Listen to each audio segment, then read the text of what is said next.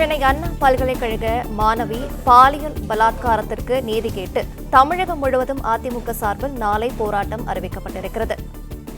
தமிழகம் முழுவதும் அனைத்து மாவட்ட ஆட்சியர் அலுவலகங்கள் முன்பு மற்றும் மக்கள் அதிகம் கூடும் இடங்களில் நாளை அதிமுக சார்பில் ஆர்ப்பாட்டமானது அறிவிக்கப்பட்டிருக்கிறது. விவரங்களை செய்தியாளர் ராஜகுமரன் வழங்கிட கேட்கலாம். ராஜகுமரன், வணக்கம். மேலும் விவரங்கள். அதிமுக சார்பில் தீவிரமாக போராட்டங்கள் நடைபெற்று வருகின்றன. இன்றைய நாளில் அண்ணா பல்கலைக்கழகத்தை முற்றுகையிடுவதற்கு முற்பட்ட அதிமுகவினர் அனைவரும் கைது செய்யப்பட்டிருக்கின்றார்கள்.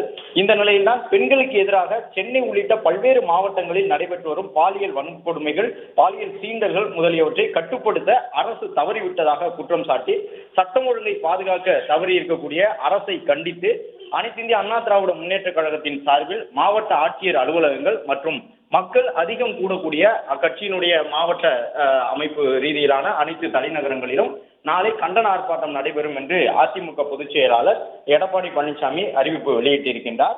பெண்களுக்கு எதிராக நடைபெறக்கூடிய குற்றங்களை இந்த அரசுக்கு பலமுறை அவர்கள் தெரிவித்தும், அதாவது அதிமுக சார்பில் பலமுறை அறிக்கைகள் மூலமாகவும் சட்டப்பேரவையிலும் எதிர்க்கட்சி தலைவராக இருக்கக்கூடிய எடப்பாடி பழனிசாமி பேசி வந்த சூழலிலும் பெண்களுக்கு எதிரான குற்றங்களில் ஈடுபடுவோருக்கு எதிராக கடும் நடவடிக்கைகளை எடுப்பதற்கு இந்த அரசு தவறியதன் காரணமாகவே தற்பொழுது சென்னை அண்ணா பல்கலைக்கழகத்தில் மாணவிக்கு நேர்ந்திருக்கக்கூடிய இந்த கொடூரம் உட்பட பல இடங்களிலும் பெண்களுக்கு எதிராக, அதாவது எதிர்க்கட்சி தலைவர் எடப்பாடி பழனிசாமி குறிப்பிடும் பொழுது 6 வயது சிறுமி முதல் 60 வயதை கடந்த பெண்கள் வரை யாருக்குமே பாதுகாப்பு இல்லாத சூழ்நிலை இந்த ஆட்சியில் தமிழகத்தில் ஏற்பட்டிருக்கின்றது என்று கடும் குற்றச்சாட்டை முன்வைத்திருக்கின்றார்.